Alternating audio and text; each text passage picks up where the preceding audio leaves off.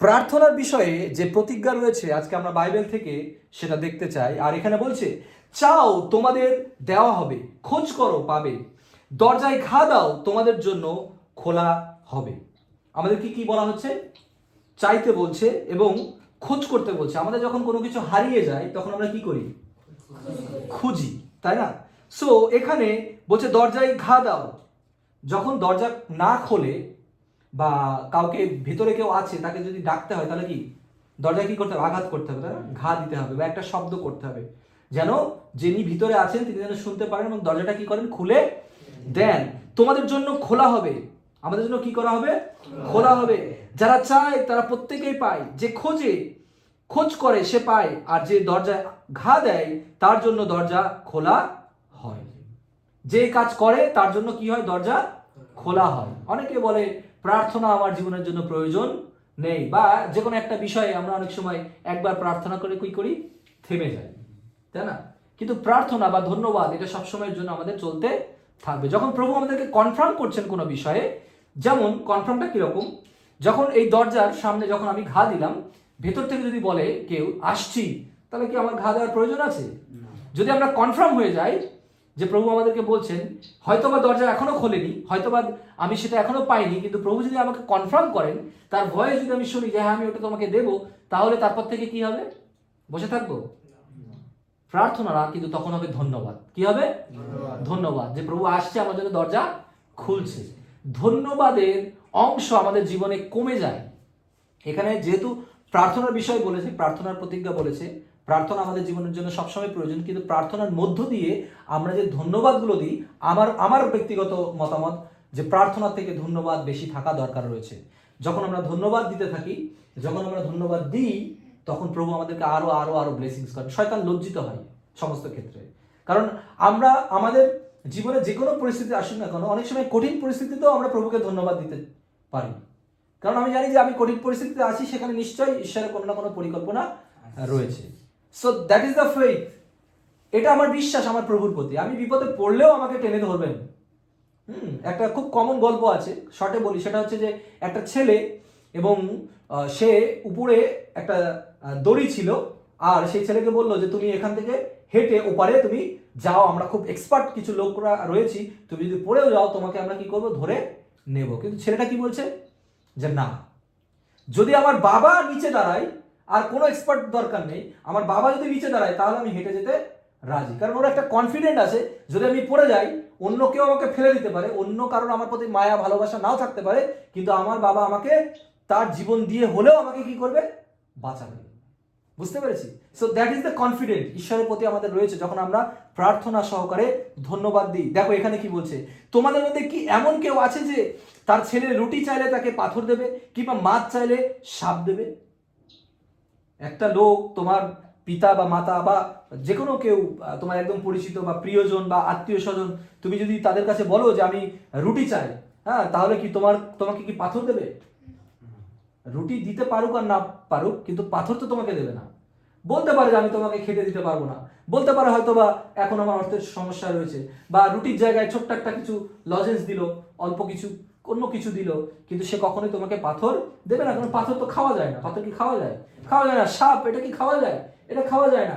So মাছের জায়গায় সাপ দেবে, এরকম কখনোই তারা করে না, এই জগতের লোকেরা করে না। তারা বলছে তোমরা মন্দ হয়েও যদি নিজেদের ছেলে মেয়েদের ভালো ভালো জিনিস দিতে জানো, মানে আমরা তো মন্দ না, আমরা সবাই পাপী, তো আমরা পাপী হয়েও আমরা চেষ্টা করি আমার ছেলে বা আমার মেয়ে বা আমার আত্মীয় স্বজন বা আমার ভাই, সে কি থাকুক, ভালো থাকুক, ভালো জিনিসটা খাক, বা আমি যতটুকু দিতে পারি আমি ভালোটাই দিই, সে বেঁচে থাকুক, ভালোভাবে থাকুক।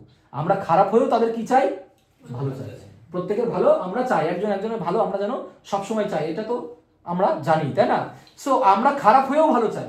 তাহলে এখানে বলছে, তবে যারা তোমাদের স্বর্গস্থ পিতার কাছে চায়, তিনি যে তাদের ভালো ভালো জিনিস দেবেন না, এটা কতটা নিশ্চয়।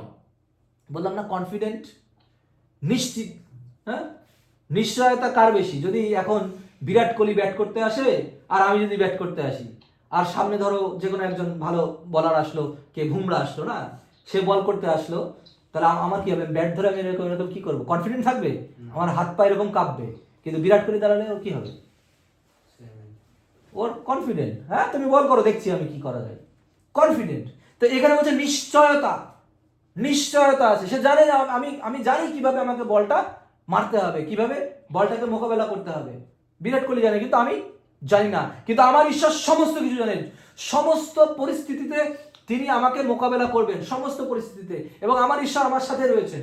আমি যদি তার উপরে ভরসা করি, আমি যদি তার উপরে নির্ভর করি, আমি যদি তার কাছে প্রার্থনা করি, তার নিকটে ধন্যবাদ সহকারে প্রার্থনা করি, তাকে ধন্যবাদ দিই, তার বাক্য অনুসারে চলি, তিনি যেভাবে আমাদেরকে শিখিয়েছেন সেভাবে যদি আমি চলি, তাহলে আমার মধ্যে সেই নিশ্চয়তা রয়েছে আমি যেখানেই যাব না কেন সেখানে আমি সফলতা পাবো।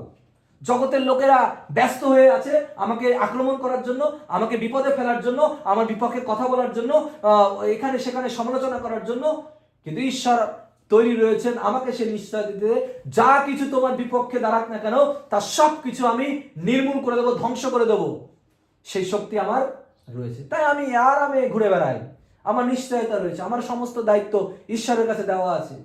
তাহলে আমার চিন্তা করার কিছু নেই, আমি আরামে ঘুমাবো, আরামে থাকবো, আমি প্রভুর বাক্য প্রচার করব, আমি প্রভুর জন্য প্রতিদিন গান করব, প্রভুর কথা লোকদেরকে বলবো, তাতে আমার যাই ঘটে যাক না কেন, কারণ আমি জানি ঈশ্বরের নির্দেশ আমার সাথে রয়েছে, তার উপস্থিতি আমার সাথে রয়েছে। এটা আমার জন্য কি যথেষ্ট। আমেন।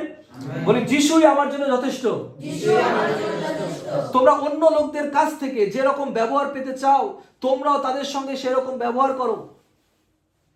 আমি এর আগেও বলেছি যে আমরা সবসময় চাই কেউ আমাদেরকে ভালো ব্যবহার করুক, সেটা স্কুলে হোক, যে কোনো প্রজেক্টে হোক, খেলাধুলার সময় হোক, পিতামাতার কাছ থেকে হোক, আত্মীয় স্বজনের কাছ থেকে হোক, সবসময় চাই যে আমার সাথে যদি কেউ ভালো ব্যবহার করে তাহলে কি ভালো লাগে না? একটু খুব ভালো লাগে। তখন মনে হয় যে না, আমিও তার সাথে কি করি, ভালো ব্যবহার করি, তাই না? তো সেই দিক থেকে আমাদের আগে এগিয়ে থাকতে হবে সবসময়। আমরা সবার আগেই লোকদের সাথে ভালো ব্যবহার করব।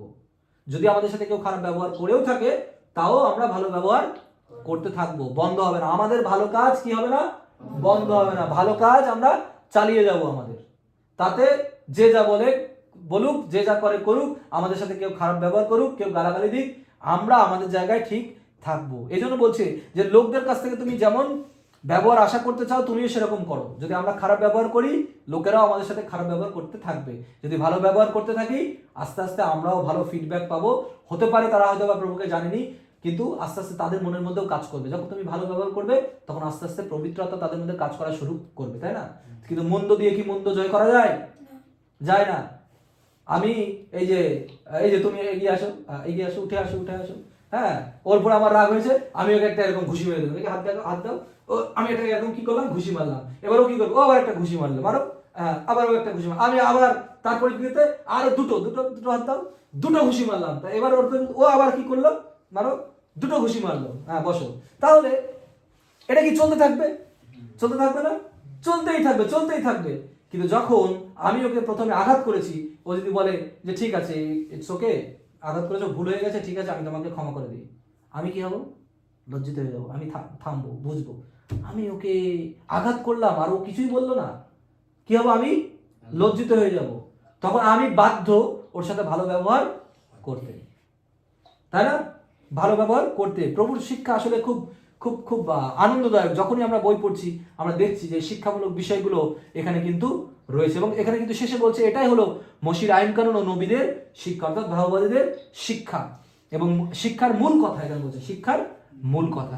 সুতরাং প্রার্থনার বিষয়ে যে প্রতিজ্ঞা ঈশ্বর আমাদেরকে করেছেন, প্রভু যীশু খ্রিস্ট তিনি নিজ মুখে আমাদেরকে বলেছেন যে চাও তোমাদের জন্য দেওয়া যাইবে। এবং আমাদের পিতামাতা যদি আমাদেরকে ভালো জিনিস দিতে পারে, তাহলে ঈশ্বর স্বর্গস্থ পিতা কতই না অধিক এবং ভালো জিনিস তিনি আমাদেরকে দেবেন। এবং অবশ্যই আমরা যেন লোকদের সাথে ভালো ব্যবহার করি। ঈশ্বর তার নিজ বাক্যে আশীর্বাদ করুক সকলকে। জয় যিশু।